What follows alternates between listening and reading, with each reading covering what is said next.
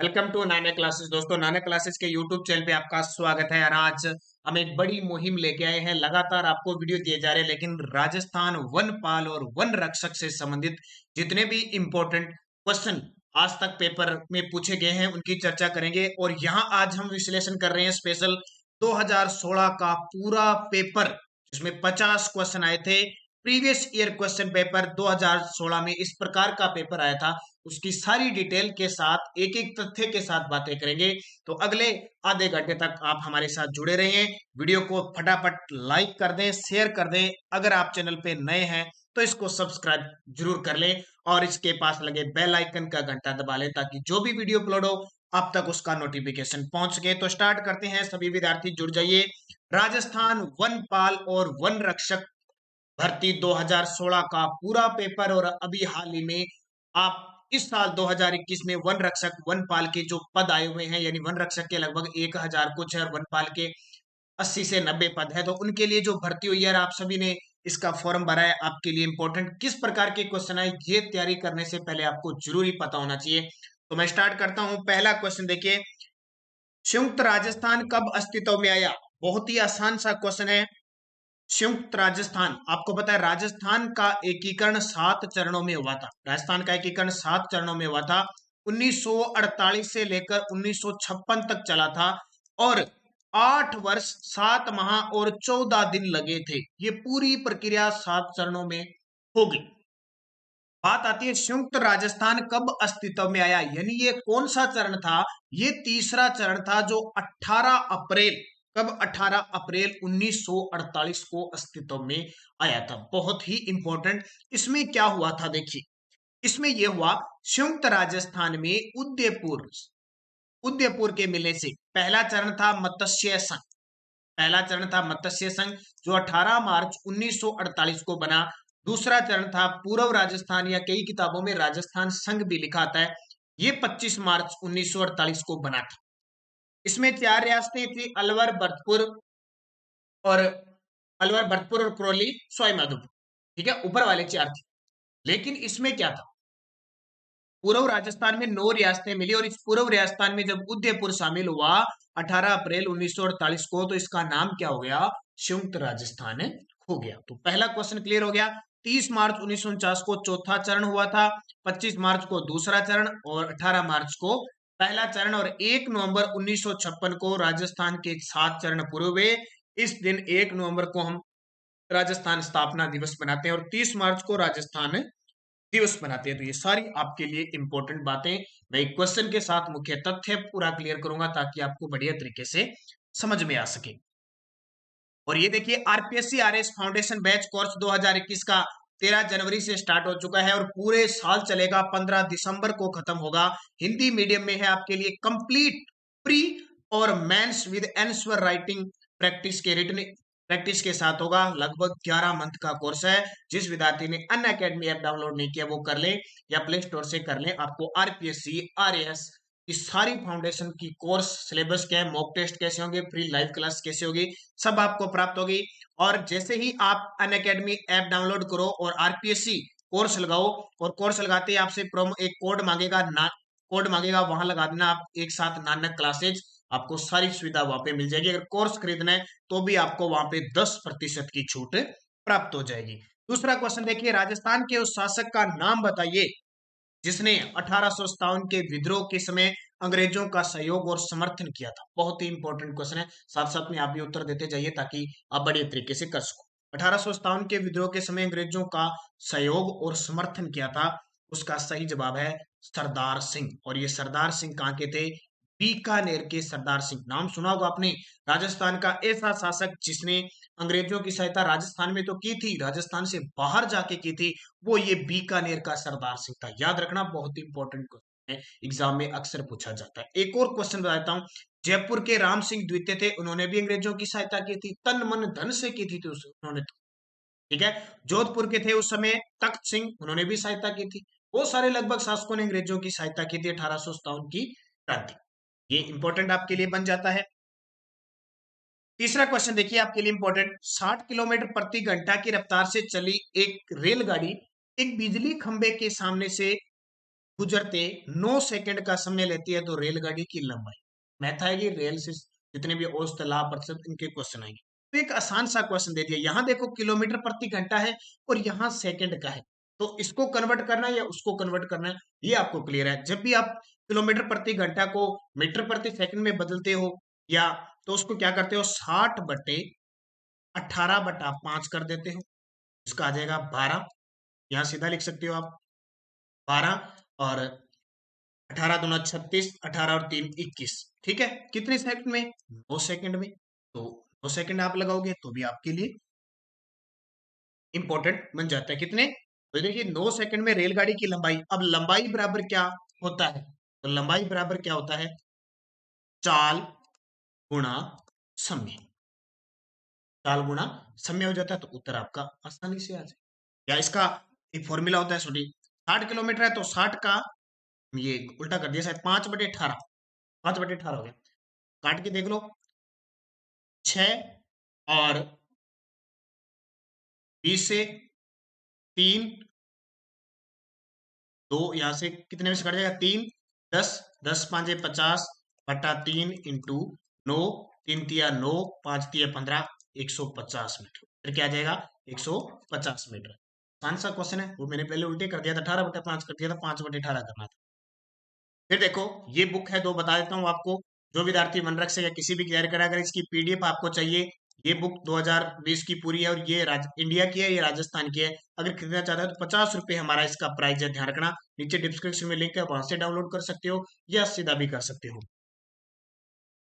5 क्रमागत विषम संख्याओं का औसत 25 है तो सबसे छोटी संख्या है। 5 क्रमागत विषम संख्याओं का औसत 25 है तो सबसे छोटी संख्या कौन सी होगी।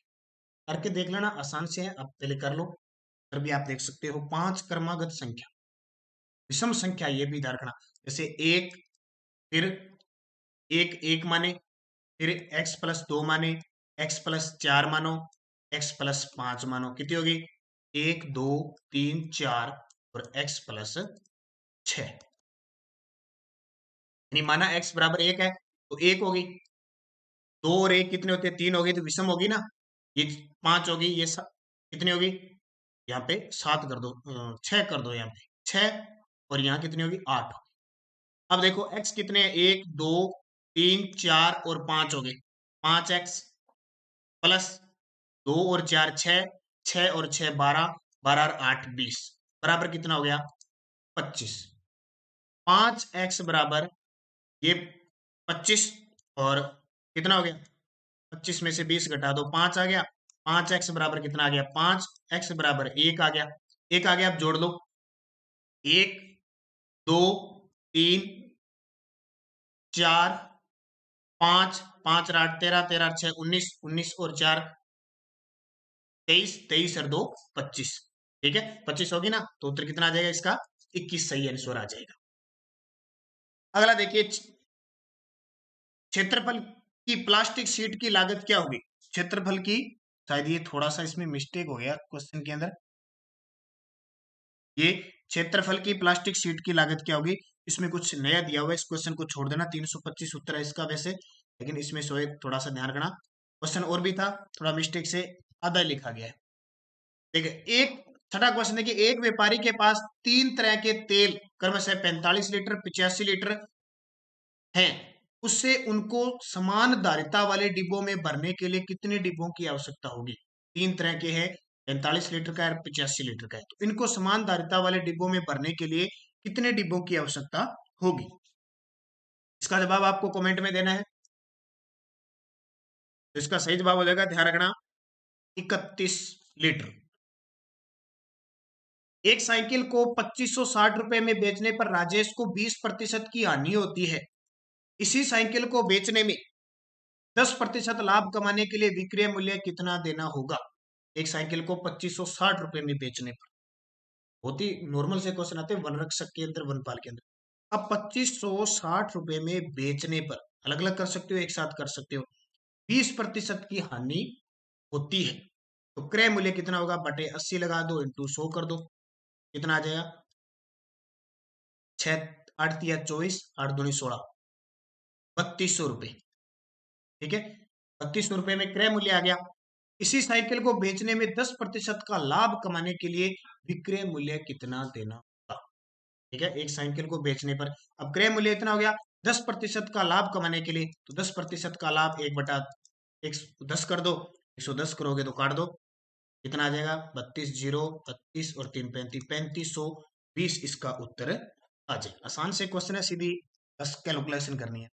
श्याम और राम की उम्रों का अनुपात 7:15 है तथा इनकी उम्रों का योग 84 वर्ष है, तो 7 वर्ष बाद इनकी उम्र का अनुपात कितना होगा।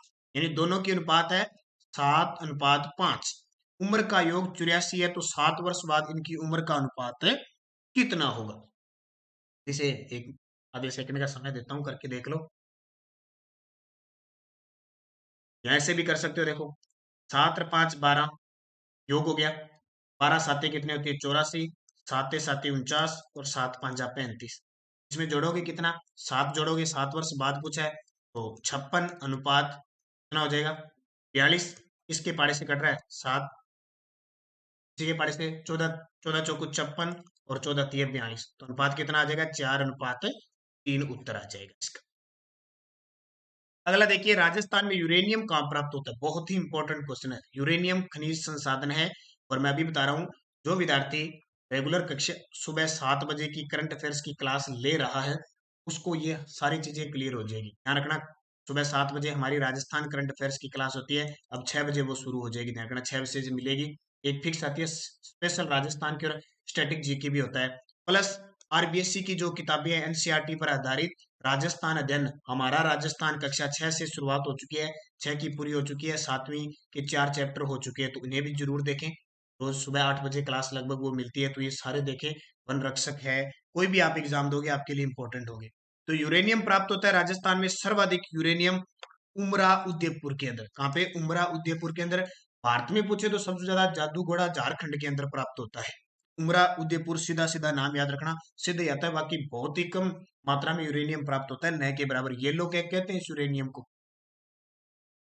अगला देखिए, अरावली पर्वतमाला दक्षिण पश्चिम से राजस्थान के किस जिले से प्रारंभ होकर उत्तर पूर्व जाती है। ये कल ही मैंने करंट अफेयर्स में क्वेश्चन बताया था। ये हमारा राजस्थान है, ठीक है। इसमें यहाँ दक्षिण पश्चिम है, और यहाँ एक जिला आता है सिरोही, यहाँ से प्रवेश करती है अरावली पर्वतमाला, और जो उत्तर पूर्व में पार किसको होती है, झुंझुनू जिले से पार होती है, खेतरी झुंझुनू से। और टोटल इसकी जो लंबाई है वो 692 किलोमीटर है, पूरी की पूरी। ये गुजरात से आती है, राजस्थान, हरियाणा और दिल्ली की रायसीना पहाड़ी तक फैली है। राजस्थान में लगभग 80% फैली हुई, यानी इसकी लंबाई है 550 किलोमीटर। राजस्थान में इसकी लंबाई है, जो राजस्थान को दो भागों वर्षा रेखा में ये बांटती है, इसको ध्यान रखना। तो उत्तर क्या हो जाएगा इसका, सिरोही हो जाएगा। अरावली पर्वत श्रृंखला से निकलकर कच्छ के रन में से होती हुई कौन सी नदी अरब सागर में गिरती है, कच्छ के रन में। रन ध्यान रखना, इसके पीछे न लग रहा है, तो ऐसी नदी जिसके पीछे भी न लगा हुआ हो वो जाएगी। किसके पीछे, देखो, चाहे ये देख लो चाहे आप ये देख लो, कोई भी जो आपको अच्छा लगे कोई भी देख सकते हो आप, ठीक है। यहाँ अणय भी आ रहा है और यहाँ भी अणय आ रहा है, या नय आ रहा है कोई भी, तो उत्तर क्या हो जाएगा, लूणी नदी हो जाएगी। अरावली पर्वत श्रृंखला से निकलती है, कहां से, नाग पहाड़ अजमेर से यह उद्गम होती है। सरस्वती और सागर माथा दो रूप में ऐसे जल धाराओं में आती है और फिर एक साथ इकट्ठी हो जाती है। नागौर, जोधपुर, पाली में बहती हुई ये बाड़मेर में यहाँ बालोतरा तक तो होती है मीठी, फिर आगे हो जाती है खारी, इसलिए इसको मीठी खारी नदी कहा जाता है। और ये कहाँ है, कच्छ के रन में जाकर गिर जाती है, तो लूणी नदी हो गई, बहुत ही इंपॉर्टेंट, 6 जिलों में बहती है। अगला क्वेश्चन देखिए, सिंधु सभ्यता की महत्वपूर्ण विशेषता। ध्यान रखना, वन रक्षक में इंडिया जी के, राजस्थान जी के दोनों ही आते हैं। तो सिंधु सभ्यता की महत्वपूर्ण विशेषता क्या है, आर्थिक जीवन, नगर योजना, सामाजिक दशा, धार्मिक जीवन। सबसे बड़ी योजना है नगरीय सभ्यता थी, सिंधु घाटी सभ्यता नगरीय योजना थी। मोहनजोदड़ो है, आपके कालीबंगा है, इसके अलावा चहुंदड़ो है, और भी कई सभ्यता है, सारे आहड़ वगैरह सभ्यता, जितने भी बड़े बड़े सभ्यता है ना, वो सारे हड़प्पा सभ्यता वो सिंधु घाटी सभ्यता से, यानी सिंधु नदी के आसपास जितने भी थे वो नगर योजना के अंतर्गत आते हैं। केयर्न एनर्जी कंपनी किस उद्योग से संबंधित है, बहुत ही इंपॉर्टेंट है। केयर्न एनर्जी किससे संबंधित है, तेल उत्पादन का काम करती है, भारत में भी करती है और हमारे राजस्थान के बाड़मेर जिले में भी ये कंपनी काम कर रही है। केयर एनर्जी तेल, जो तेल के कुएं भंडार खोजने, तेल के भंडार खोजने का काम करती है ये कंपनी, ये भी ध्यान रखना। राजस्थान में बौद्ध संस्कृति के अवशेष कहाँ मिले, स्टार लगा लो भी। जो मेरी आरबीएससी की किताबें राजस्थान महारा राजस्थान किताबें पढ़ रहा है, लगातार वीडियो देख रहा है, वो तो ये सही कर देगा क्वेश्चन। बौद्ध संस्कृति के अवशेष कहाँ मिले हैं, बेराट के अंदर। ये बेराट कहाँ पे है, जयपुर के अंदर बेराट स्थित है। किस नदी के किनारे स्थित है, तो ये है बाण गंगा नदी के किनारे स्थित है। और इसका अक्सर एग्जाम में क्वेश्चन आता है। इसकी खोज 1936-37 में दयाराम बहादुर सानी ने की थी। दयाराम बहादुर सानी ने इसकी खोज की थी। ये क्वेश्चन कई बार पूछा जाता है। आपसे पूछे इसका प्राचीन नाम, इसका प्राचीन नाम है विराटनगर। विराटनगर जो मत्स्य प्रदेश की राजधानी थी, ये मत्स्य प्रदेश की राजधानी थी। और इसकी बात करें, एक तो बौद्ध संस्कृति के और दूसरे मौर्य सभ्यता के, जो मौर्य शासकों के, मौर्य सभ्यता के विशेष मिलते हैं इस विराट से। दोनों चीजें आपके लिए इंपॉर्टेंट बन जाती है। राजस्थान का प्रथम जौहर कब हुआ, ये बहुत इंपॉर्टेंट ऐतिहासिक चीजें आ गई। राजस्थान का प्रथम जौहर कब हुआ, उत्तर आ जाएगा 1301 में। अब हुआ कहाँ, तो ये स्वाई माधोपुर में एक दुर्ग है, वर्तमान रणथंभौर दुर्ग, उसमें हुआ। यहाँ के शासक थे हमीर देव चौहान। हमीर देव चौहान थे। और किसके नेतृत्व में जौहर हुआ, रंग देवी के नेतृत्व में जौहर हुआ। आक्रमण किसने किया, अलाउद्दीन एके ने, अलाउद्दीन खिलजी ने किया। और यहाँ पे इस दुर्ग का साका हुआ, जो राजस्थान का पहला प्रमाणित साका माना जाता है। ये क्वेश्चन बहुत बार आता है। ये हमीर बहुत ही प्रसिद्ध, अपने हट के लिए प्रसिद्ध और शरणागतों का रक्षक था। निम्न में से किस नृत्य का प्रमुख वाद्य यंत्र नगाड़ा होता है, किस नृत्य में वाद्य यंत्र नगाड़ा बजाया जाता है, तो नगाड़ा बजाया जाता है गिद्दड़ नृत्य में। शेखावटी क्षेत्र का गिद्दड़ नृत्य है, इसमें नगाड़ा, नगाड़ा होता है बड़ा सारा ऐसा ढोल सा। देखते होगे आपने रामायण महाभारत देखे होगे, उसमें इतना बड़ा ढोल सा बजाते हैं, वो होता है नगाड़ा। किसमें होता है, गिद्दड़ नृत्य में, गिद्दड़ की तरह भागते इसमें। ढोल नृत्य कहाँ का प्रसिद्ध है, जालोर का। पंडित जवाहरलाल नेहरू ने शुरू किया था, थाकना शैली में बजाए जाते हैं एक साथ बहुत सारे ढोलों के साथ। और सुबह राजस्थान करंट अफेयर्स की सुबह 7 बजे वाली क्लास में ये क्वेश्चन दिया हुआ है, मेरा ध्यान रखना, ये इंपॉर्टेंट है। अग्नि नृत्य जसनाती संप्रदायों के द्वारा बीकानेर में किया जाता है, और भीलों के द्वारा मेवाड़ क्षेत्र में गिर नृत्य किया जाता है। अगला देखिए, राजस्थान में बिश्नोई संप्रदाय किस लोक देवता के अनुयायी, बड़ा ही आसान, पर्यावरण प्रेमी एक जाति है, जाम्बो जी के द्वारा। ये जो लोक संत थे जाम्बो जी, बिश्नोई संप्रदाय के अनुयायी है। इन्होंने ही जो 29 नियम है वो जाम्बो जी के द्वारा दिए गए। और इनका प्रमुख तीर्थ स्थल है नोखा बीकानेर, मुकाम के अंदर इनकी समाधि स्थल है, जिसको हम मुकाम मुक्ति धाम कहते हैं। जन्म इनका पीपासर नागौर में हुआ था, ये ध्यान रखना। इसका जाम्बो जी का, बाकी ये लोक देवता है बाबू जी तेजा जी। वैसे जाम्बो जी लोक देवता नहीं थे, बल्कि एक संत थे, ध्यान रखना। राजस्थान के पूर्ण एकीकरण के समय अर्थात 1 नवंबर 1956 को राजस्थान के जिले कितने थे, ये बहुत इंपॉर्टेंट क्वेश्चन। आप एकीकरण पढ़ते हो, शायद आपको पता हो, जब एकीकरण हुआ उस समय जिले कितने थे। शायद एक क्वेश्चन छूट गया बीच में, 18 नंबर, 19 नंबर, या 18 शायद मिस्टेक। ठीक है, राजस्थान में तो कितने जिले थे, 26, क्योंकि 26वां जिला अजमेर बन गया। पहले 25 थे, लेकिन 1 नवंबर 1956 को जो केंद्र शासित प्रदेश था ना अजमेर मेरवाड़ा, वो 26वां जिला बन गया। ये भी ध्यान रखना, इंपॉर्टेंट है। 26, वर्तमान में जिले कितने हैं, 33। अब 26 के बाद 27वां कौन सा बना, 1982 में, ध्यान रखना, धौलपुर बना। 28, 29 और 30 तीनों एक साथ बने 1991 में। कौन कौन से, BDR, 12 दौसा राजसमंद। फिर 1994 में कौन सा जिला बन गया, 31वां हनुमानगढ़ बन गया। फिर 1997 में 32वां जिला करौली बन गया। और लास्ट 33वां जिला प्रतापगढ़ 2008 में बना था। अगला, राजस्थान में बायोमास ऊर्जा की बहुत अधिक संभावना है, क्योंकि राजस्थान में बायोमास ऊर्जा की बहुत ही अधिक संभावना है। सौर ऊर्जा, पवन ऊर्जा, सबकी संभावना है राजस्थान में, ध्यान रखना। लेकिन यहाँ बायोमास की बात आ रही है, क्योंकि राजस्थान सरसों का प्रदेश कहलाता है, सबसे ज्यादा राजस्थान में सरसों होती है। और इस कचरे से क्या है, बायोमास की उत्पत्ति होती है। तो सरसों की भूसी सबसे ज्यादा उपलब्ध है, और सरसों हमारे सबसे ज्यादा होती है अलवर और भरतपुर के अंदर होती है। ठीक है, ये दोनों ध्यान रखना। अगला है अगस्त 2015 में किस बल्लेबाज ने एक दिवसीय क्रिकेट में सबसे तेज 8000 रन बनाने का रिकॉर्ड कायम किया। अब ये क्वेश्चन 2016 के एग्जाम में है, तो अगस्त 2015 की है। किस बल्लेबाज ने, तो वो बल्लेबाज कौन सा है? AB de Villiers. एबी डिविलियर्स कहाँ के हैं? दक्षिणी अफ्रीका के। दक्षिणी अफ्रीका के विकेट कीपर और बल्लेबाज एबी डिविलियर्स ने 2015 में सबसे तेज 8000 रन बनाए। ये ग्रिम स्मिथ, ये भी दक्षिणी अफ्रीका के हैं। स्टीव स्मिथ, ये ऑस्ट्रेलिया के हैं। और वर्तमान में राजस्थान रॉयल्स टीम है जो आईपीएल में उसके कप्तान है, और क्रिस गेल को जानते हो, वेस्ट इंडीज के खिलाड़ी है। अगला है लंदन ओलंपिक 2012 में भारत ने पहला स्वर्ण पदक किस स्पर्धा में जीता। एक तो ध्यान रखना, ओलंपिक हर 4 साल बाद होते हैं। ठीक है, 2012 में कहा हुए? लंदन के अंदर हुए। उसमें भारत ने पहला स्वर्ण पदक किस स्पर्धा में जीता? पहले भारत बहुत कम जीता था, अब कुछ एक दो पदक आने लगे हैं। तो भारत ने निशानेबाजी में ये पदक जीता था। अभिनव बिंद्रा, जिसका आपने नाम सुना होगा, उन्होंने ये पदक 2012 2000 फिर कब होगा? 2016 में हुआ।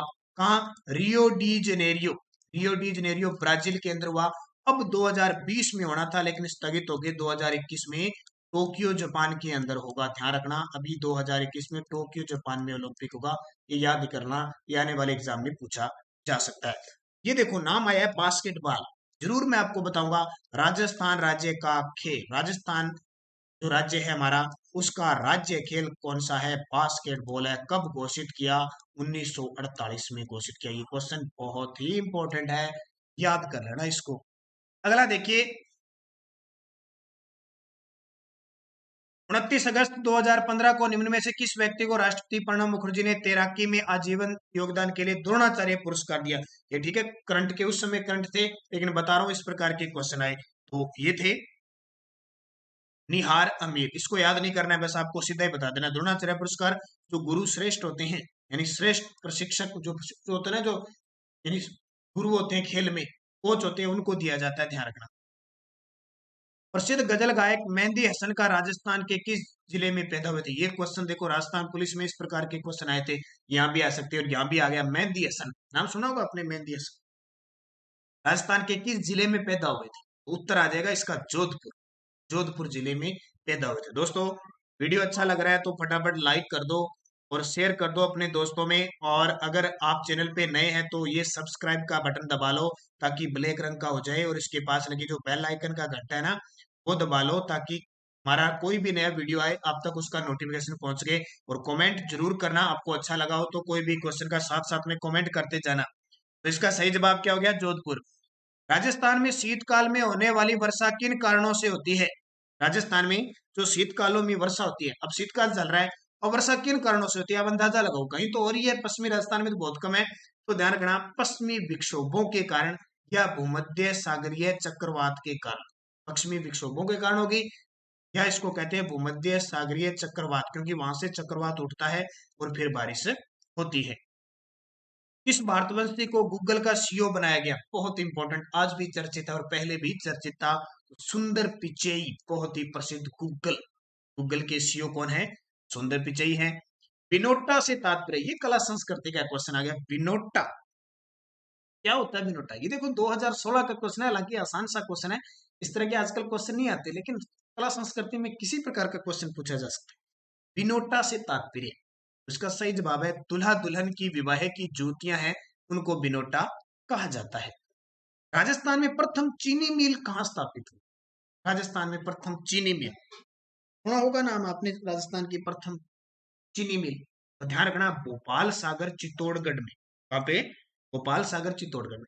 आपसे पूछे राजस्थान में सहकारी क्षेत्र की मिल कहाँ स्थापित हुई? तो वो बूंदी के अंदर केशवरायपाटन बूंदी में स्थापित हुई। और सरकारी क्षेत्र की, सरकारी सार्वजनिक क्षेत्र की, वो श्री गंगानगर में स्थापित हुई। इनो तीन ही है, निजी क्षेत्र की भोपाल सागर में, सहकारी क्षेत्र की बूंदी में, और गंगानगर में। अब वर्तमान में पूछे गन्ना सबसे ज्यादा कहाँ हो रहा है? गन्ना सबसे ज्यादा, ध्यान रखना, बूंदी, श्री गंगानगर और हनुमानगढ़ के अंदर गन्ना सबसे ज्यादा हो रहा है। अगला देखिए, बाड़मेर प्रिंट किस नाम से जाना जाता है? आसान सा क्वेश्चन है, बाड़मेर प्रिंट। क्वेश्चन सिंपल से क्वेश्चन आने, आपको याद रखना चाहिए। अजरक प्रिंट के लिए बाड़मेर जाना जाता है। ठीक है, फड़, लोक देवी देवताओं की जो जीवनी लिखी जाती है वो फड़ प्रसिद्ध है, जैसे बाबू जी की फड़ है। पिछवाई राजसमंद की प्रसिद्ध है। बादला जोधपुर का प्रसिद्ध है। संविधान में वन संबंधी विषय किस सूची में सम्मिलित है? वन वन संबंधी विषय है वो किस सूची में? ध्यान रखना, वन है वो समवर्ती सूची में शामिल है। हालांकि स्वतंत्रता से पहले 1952 के आसपास जब वन नीति जारी की गई थी उस तक राज्य सूची का विषय था, लेकिन वर्तमान पूछे ये किसकी कौन सी सूची में है? समवर्ती सूची में। समवर्ती सूची क्या होती है? समवर्ती सूची, तो ध्यान रखना हमारे संविधान में 12 अनुसूचियां हैं, जिसमें से 7वीं अनुसूची में 3 प्रकार की सूची बांटी गई है, संघ सूची, राज्य सूची और समवर्ती सूची। संघ सूची में संघ काम करता है, राज्य में राज्य काम करता है, समवर्ती सूची में दोनों ही काम करते हैं, लेकिन पावरफुल होती है संघ। ठीक है, तो ये किसका है? समवर्ती सूची का विषय। ध्यान रखना राजस्थान में सर्वाधिक वन उत्तर प्रदेश उदयपुर में है। प्रतिशत वन पूछे वो भी उदयपुर में है। सबसे कम वन पूछे तो चूरू के अंदर है। प्रतिशत में सबसे कम वन पूछे तो जोधपुर के अंदर। भारत का सबसे ऊंचा पठार कौन सा है?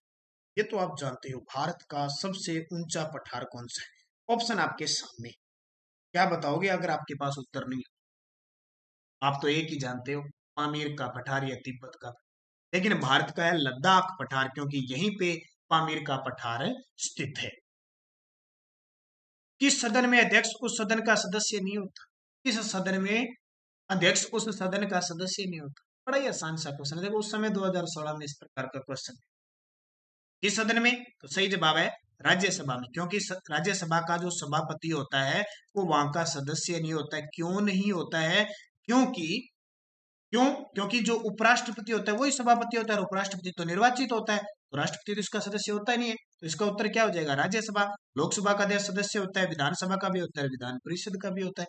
और वर्तमान में राज्यसभा के सभापति जो हमारे उपराष्ट्रपति हैं एम वेंकैया नायडू है, और लोकसभा के अध्यक्ष कौन है? ओम बिरला है। भारत के दक्षिण में सबसे दूरस्थ स्थल कौन सा है? ये भारत है, और भारत के दक्षिण में सबसे दूरस्थ स्थल कौन सा है?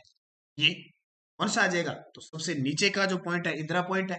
तो यहाँ पे ना अंडमान निकोबार द्वीप समूह है ना हमारा, अंडमान निकोबार, यहाँ था वो आज डूब चुका है। और उत्तर में पूछे ना कौन सा है, तो इंदिरा कोल है, ये भी ध्यान रखना। पंचायती राज संस्थाओं को संवैधानिक स्तर किस संविधान संशोधन अधिनियम से प्रदान किया गया? पंचायती राज किस संविधान संशोधन के तहत? तो याद है आपको बढ़िया, 73वां संविधान संशोधन ये कहता है कि पंचायती राज को संवैधानिक दर्जा मिला। 73वां संविधान संशोधन 1992 अधिनियम लगाया गया था, 1993 को पारित हुआ, कानून बना था। ध्यान रखना संवैधानिक दर्जा दिया गया। इसमें टोटल कार्य कितने आते हैं? 29 कार्य इसमें शामिल किए गए हैं, और संविधान की एक नई सूची बनाएगी, 11वीं अनुसूची बनाएगी उसके तहत। अगला देखिए, कौन सा राष्ट्रीय उद्यान है जो यूनेस्को की प्राकृतिक धरोहर की सूची में शामिल है? कौन सा राष्ट्रीय उद्यान हमारे राजस्थान का है जो यूनेस्को की प्राकृतिक धरोहर की सूची में शामिल है? तो इसका जो जवाब हो जाएगा वो हो जाएगा केवला देव राष्ट्रीय उद्यान। कहाँ पे है? भरतपुर के अंदर है। अभी मैंने आपको कक्षा 6 की बुक में वन और वन्य जीव अभ्यारण्य बताए थे, उसमें सारी डिटेल बताई थी, और ये रामसर साइट भी घोषित है। तो ये राजस्थान के केवला देव और सांबर। और खास बात, केवलादेव राष्ट्रीय घना अभ्यास का दूसरा नाम है घना पक्षी अभ्यारण्य भी है, और साइबेरियन सार्स के लिए ही जाना जाता है। यदि माता व पिता दोनों का रक्त सुमेय हो तो बच्चों का यानी ओ हो तो बच्चों का संभावित रक्त सुमेय क्या होगा? ये साइंस का क्वेश्चन आ गया। तो ए बी और ए बी, ए बी और ए बी होगा। इंसुलिन हार्मोन का निर्माण होता है, इंसुलिन जो हार्मोन है उसका निर्माण किसमें होता है? ये क्वेश्चन बहुत इंपॉर्टेंट है। अग्नाशय में होता है, अग्नाशय के अंदर। निम्न में से कौन सा क्षेत्र बाघ का प्राकृतिक आवास क्षेत्र नहीं है? टाइगर परियोजना में शामिल नहीं है, प्राकृतिक आवास नहीं है। सुंदरवन, हिमालय का तराई क्षेत्र, गिरिवन या रणथंभ? तो ध्यान रखना, गिरी या गिरवन है ना जो गुजरात के अंदर, ये एशियाई शेरों के लिए जाने जाते हैं, बाघों के लिए नहीं है, एशियाई शेरों के लिए जाना जाता है। हिमालय का तराई क्षेत्र भी है, सुंदरवन डेल्टा जो पश्चिम बंगाल में ये भी है, और रणथंभौर हमारे राजस्थान का तो है। ये राजस्थान में 3 ही बाघ परियोजना है, उसमें पहली कौन सी है? रणथंभौर है। राजस्थान में वोट डालने के पश्चात अंगुली पर पहचान के रूप में लगाई जाने वाली स्याही में क्या होता है? राजस्थान में हो या कहीं भी हो, ठीक है, मतदान में लिख सकते हो। मतदान में वोट डालने के पश्चात अंगुली पर पहचान के रूप में लगाई जाने वाली स्याही में क्या होता है? जानते हो आप? शही लगाई जाती है ना आपके अंगूठे में ताकि दोबारा न आ जाए। तो शही कौन सी होती है? Silver nitrate. कौन सी होती है? सिल्वर नाइट्रेट होती है। भ्रूण हत्या से संबंधित कानून कौन सा? एक क्वेश्चन राजस्थान पुलिस में तो अभी हाल ही में ताजा भी लागू है। एक इम्पैक्ट नाम की शुरू की है राजस्थान के चिकित्सा मंत्री डॉक्टर रघु शर्मा ने। उसको कहते हैं पीएनडीटी एक्ट। पीएनडीटी एक्ट कहते हैं, ध्यान रखना। ये पुराना क्वेश्चन है वैसे। जो तत्व ऑक्सीजन पर प्रतिक्रिया नहीं करता वह क्या होता है? जो तत्व ऑक्सीजन पर प्रतिक्रिया नहीं करता वो हीलियम होता है। कौन सा होता है? हीलियम। पृथ्वी की तुलना में चंद्रमा की स्थिति है, यानी पृथ्वी की तुलना में चंद्रमा का भार कह सकते हो या कितनी बड़ी है, तो एक पृथ्वी एक है और 180 का अनुपात, एक के बराबर 180 का अनुपात। सोल्डर एक मिश्र धातु है जिसके घटक होते हैं। सोल्डर एक मिश्र धातु है जिसके घटक टिन और लेड होते हैं। टिन और लेड होते हैं। सिटीज संबंधित है, CITES किससे संबंधित है? उस समय चर्चित था ये किससे संबंधित है? तो ध्यान रखना, ये संकटग्रस्त वन्य जीवों और वनस्पति से संबंधित है, जो संकट में है। और जैसे गोडावन है हमारा, और भी बहुत सारे पक्षी हैं वो संकट में है। इसके लिए एक रेड डाटा बुक भी होती है, उसमें उनका नाम दर्ज होता है जो संकट में लुप्त होने के कारण, पर उनको संरक्षण के लिए सरकार फिर अलग उपाय करती है। कोशिका भित्ति किसकी बनी होती है? सेल वाल है वो किसकी बनी होती है? कोशिका भित्ति। कोशिका भित्ति अक्सर एग्जाम में पूछा जाता है, सेलुलोज से बनी हुई है। एक और बताता हूँ, जो विद्यार्थी चाहे वो पटवार है चाहे वन रक्षक है, कोई भी अगर Rajasthan GK, Rajasthan current affairs की, अगर राजस्थान करंट अफेयर्स की बुक लेना चाहता है, यानी ई बुक है हमारी PDF के रूप में, सीधा आपको व्हाट्सएप पर मिल जाएगी।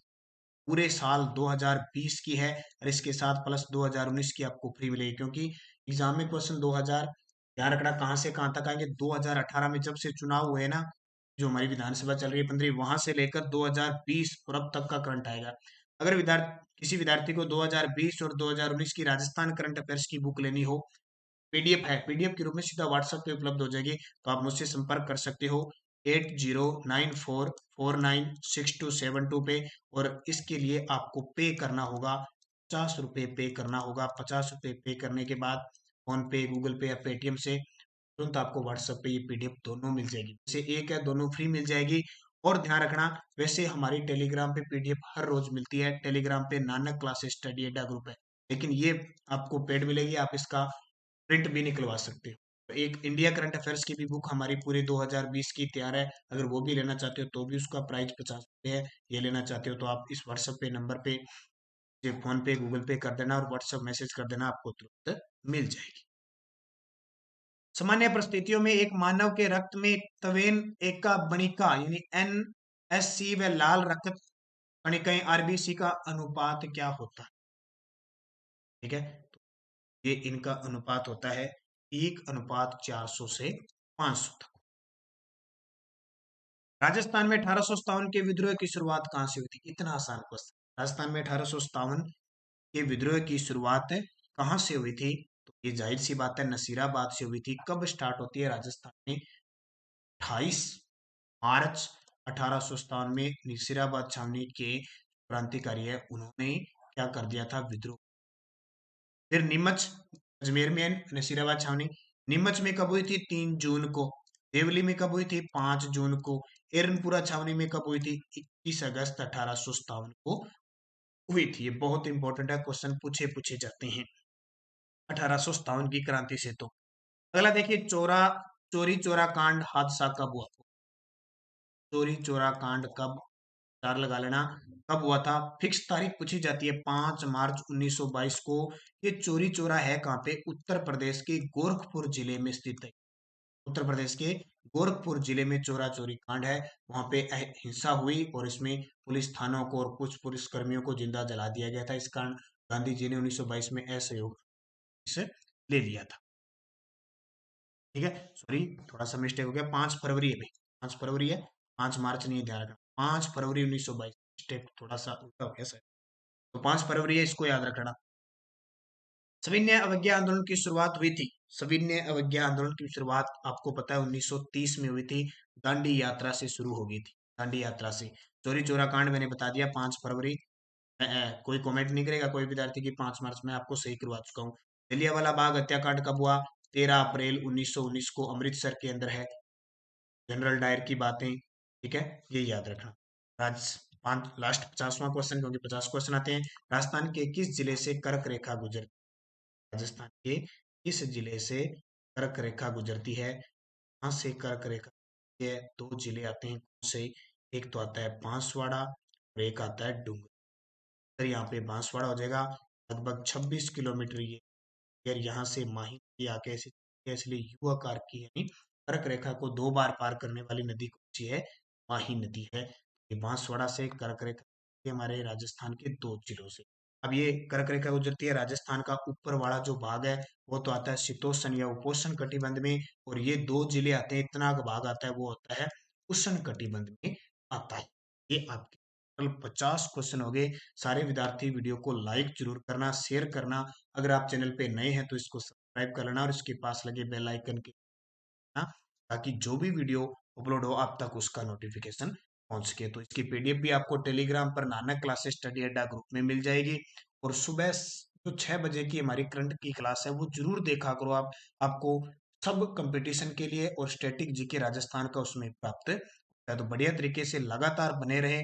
और भी 2015 2013 जितने भी वन रक्षक वनपाल के एग्जाम हुए हैं उन हम सबको क्लियर करेंगे। तो धन्यवाद दोस्तों, जय हिंद, जय भारत, बेस्ट ऑफ लक।